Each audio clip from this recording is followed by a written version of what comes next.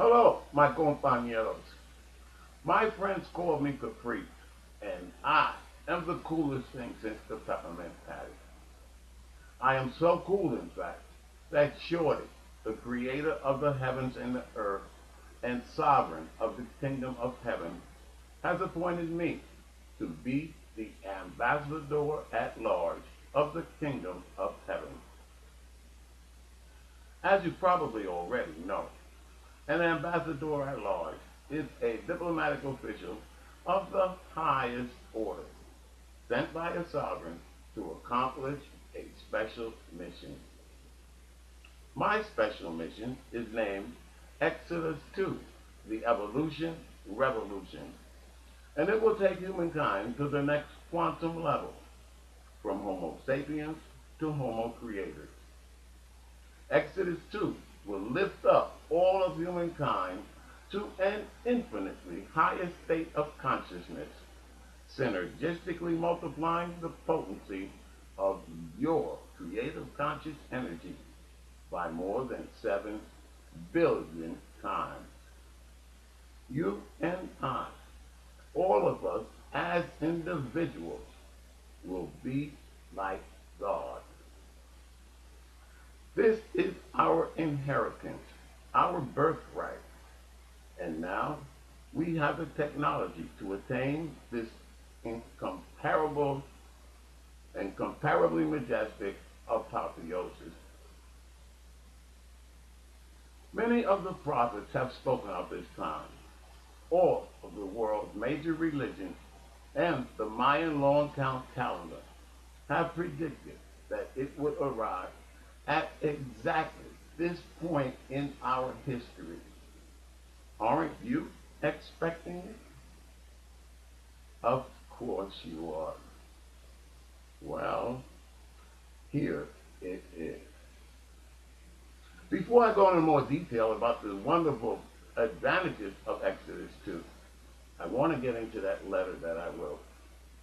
And before I do that, I want to make you laugh, because if you're laughing, you'll be paying more attention to me. So let me tell you this quick joke. This gorgeous brunette goes to visit a doctor and complains, "Doctor, I don't know what's wrong with me. Everywhere I touch my body, it hurts like heck." The doctor says, "Why, I've never heard of anything like that. Please, could you demonstrate for me to show me what you're talking about?" So the lady takes her right index finger and she touches her left shoulder. She says, "Ow!" Then she takes her right index finger and touches her left elbow. "Ow!" Then she takes her right index finger and touches her left knee. "Ow!" She screams again. And the doctor looks at her and says, "Hey, wait a minute. You're not really a brunette, are you?" And she said, "No, I'm a blonde. But how could you possibly know that?" And the doctor said, "Because your finger's broken, you obtuse, skanky, chicken-headed bitch."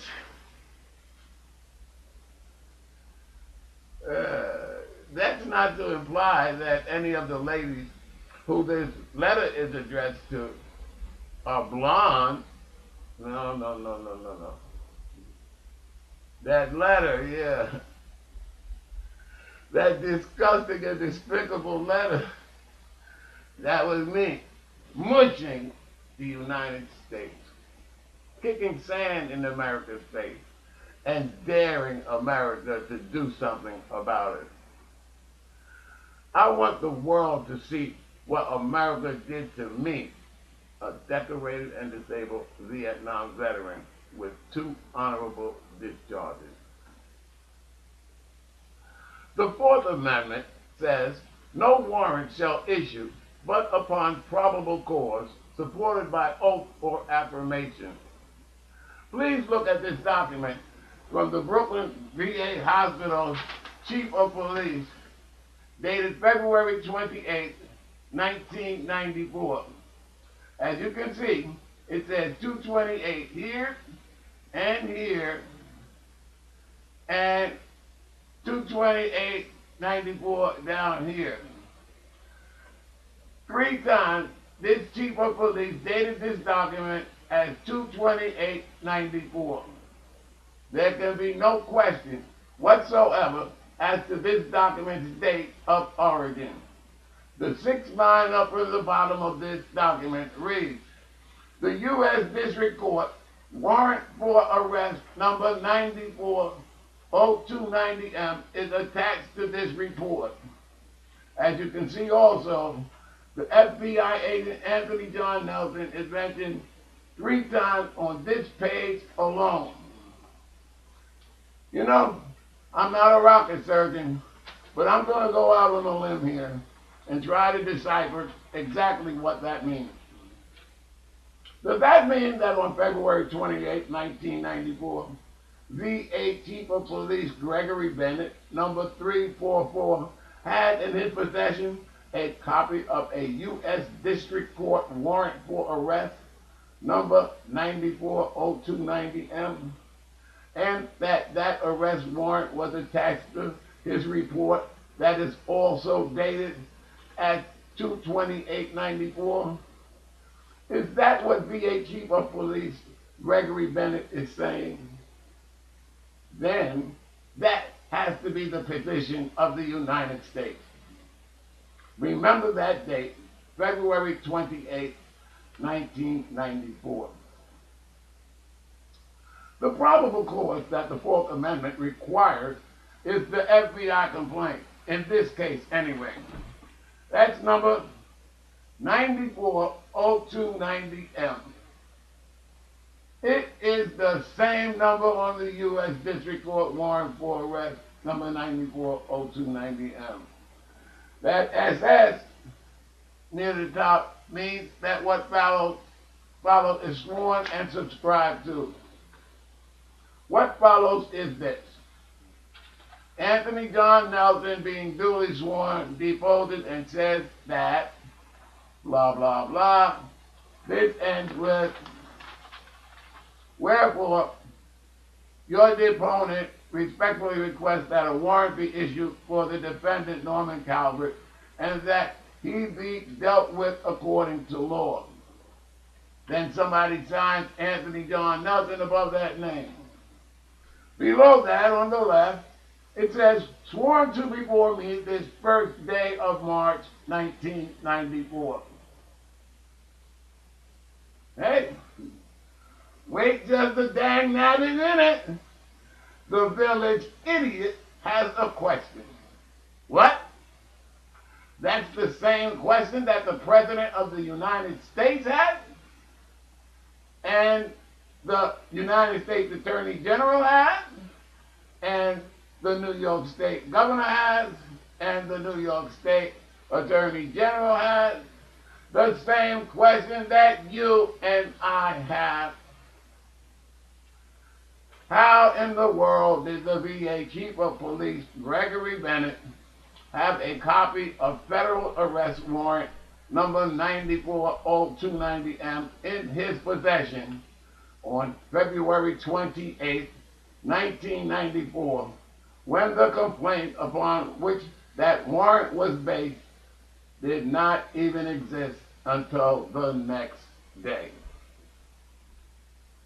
Did anybody happen to notice anything else around there that has really looked suspiciously unconstitutional?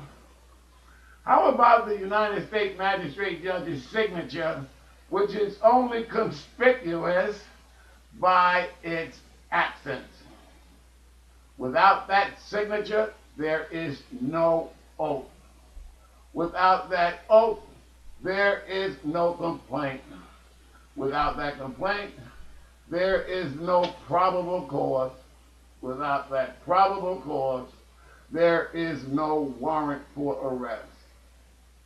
Without that warrant for arrest, the entire proceeding is a mockery, a sham, and a fraud, criminally violating my civil rights under Title 18, United States Code, Sections 241 and 242. In law, This is called the fruit from the poisonous tree doctrine, and every bit of what follows is illegal to the nth degree.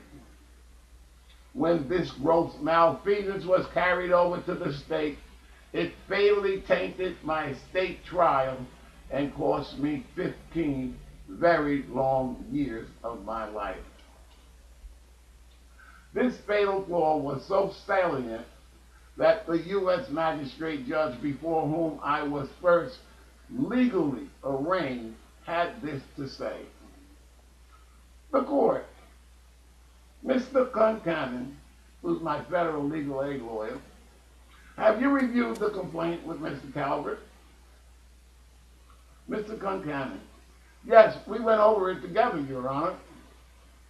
The court, Miss Abergun, that's the U.S. attorney, I've read this, and maybe you can explain. I want to make sure I understand this clearly.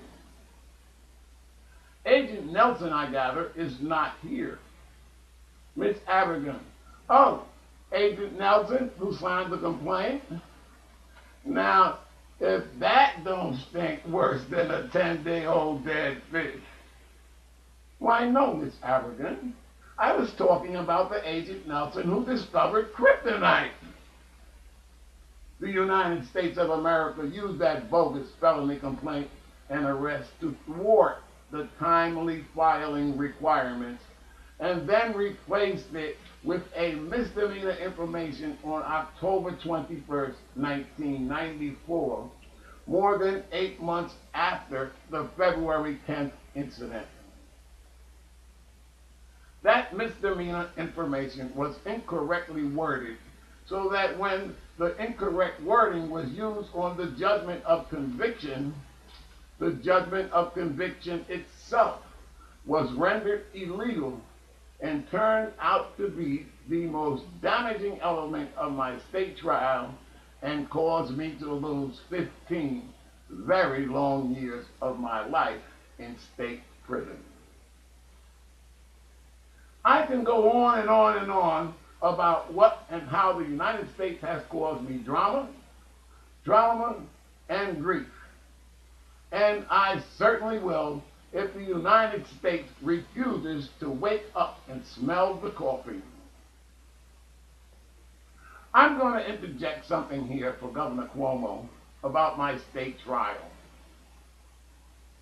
It was on a beautiful and sunny May 31st morning in the hood across the street from the liquor store. You get the picture, don't you? There were enough niggers to make a Tarzan movie on that corner when I stabbed Freddie. The police only got 2 eyewitnesses. Here is a 2-page affidavit from the #1 eyewitness, Miss Jeannie Jones.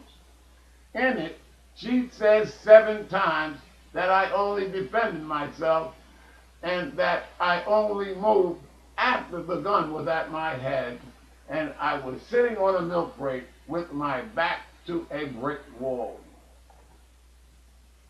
My attorney and friend, Mr. Frank Allen of Howard Beach, went into the hood to get this affidavit, which my jury never saw. How can New York State say that I claim that I got a fair trial without this exculpatory affidavit? Not to mention a myriad of other irregularities at my state trial. My compañeros, the next time you hear someone say, ours is a nation of laws, you ask them, what about caprice? At this critical juncture, it would behoove the United States to heed the counsel of singer-songwriter Kenny Rogers. You got to know when to hold them and know when to fold them. The alternative is the jihad blitzkrieg. Verba sapiente.